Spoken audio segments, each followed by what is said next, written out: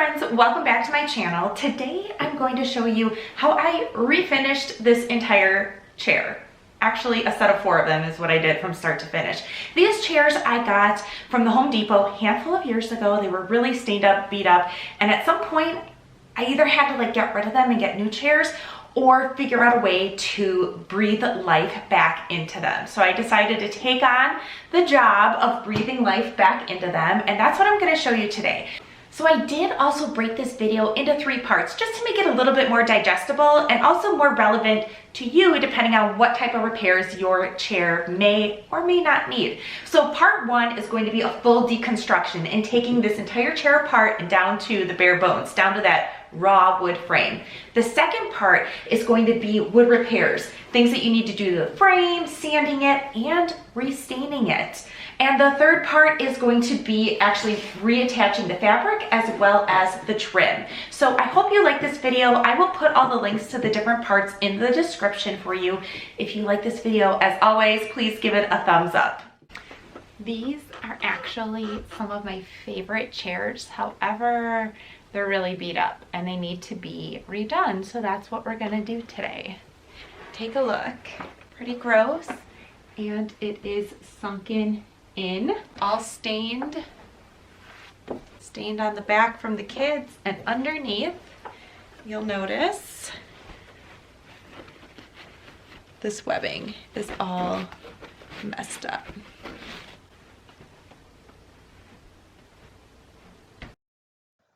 As I mentioned, there are 3 parts to this series, and this is the first video, which is focused on deconstruction. Links to the other 2 will be in the description box below. First things first, I needed to get my tools ready. I grabbed a handful of different types of pliers, as well as a couple different screwdrivers of various sizes, and a blade as well. For this portion of the project, I used the pliers a lot. I found that they were able to get into very small spaces, they were very strong, and I was able to sort of leverage them so that I could pull and twist in areas where the fabric was just really well connected. This actually turned out to be one of the easier pieces of deconstruction because this binding around the edges kind of came out quite nicely in one piece. Now, as I'm using the screwdriver here to start pulling at the fabric and really pull it away from the frame, once I uncover that, you will start to see just how many staples are in this chair.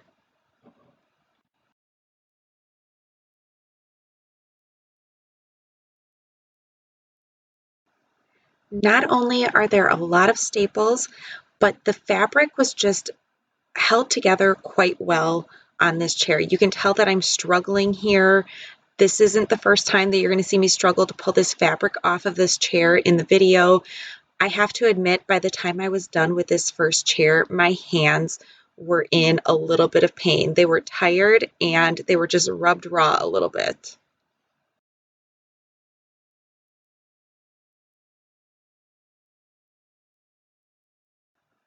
As I'm removing the fabric from the chair, I'm also inspecting the chair for any sort of flaws, and you can see there I found a crack in the back of the wood frame. In the second video, you'll see how I actually repaired that. And here I am twisting and twisting and twisting again. For that portion, I used the long nose pliers. I found those to come in quite handy.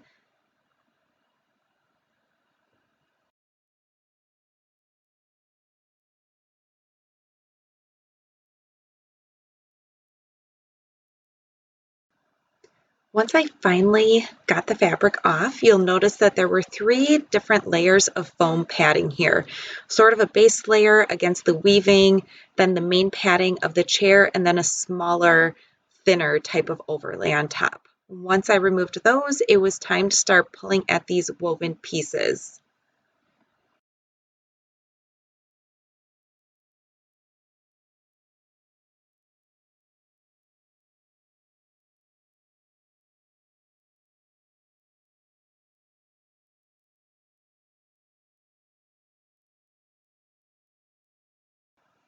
For some of these woven pieces, you'll see they come off fairly easy. I mean, I did have to use some force, but they at least came off in one piece.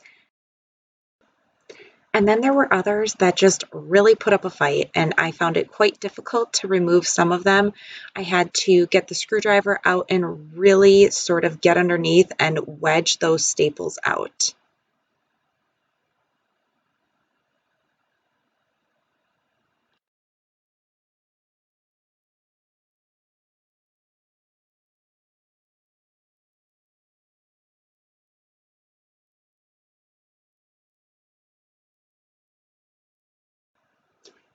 Keep in mind that after you remove the fabric and the woven bands underneath, you're going to want to check the chair to make sure that you got all of the pieces of the staples out of the chair itself.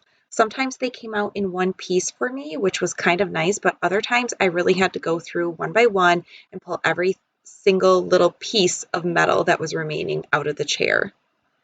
Next up, I started to deconstruct the back of the chair.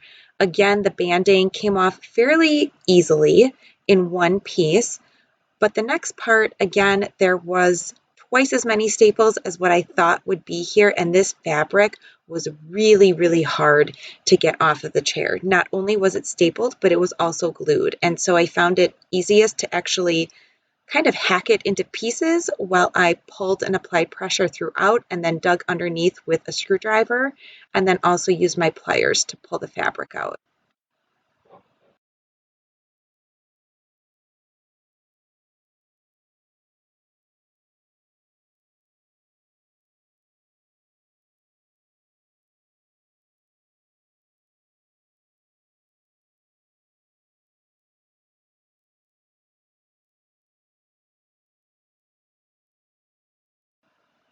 Twisting and pulling with the pliers worked for some pieces. Other times, again, I had to get back in there with my tiny screwdriver and just really start chipping away at that glue that was there, as well as digging underneath the staples to pull them out one by one.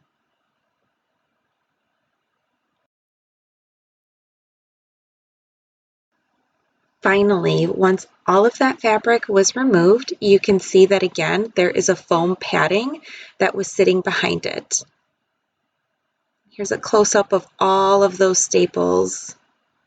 They were literally right next to each other around the entire frame.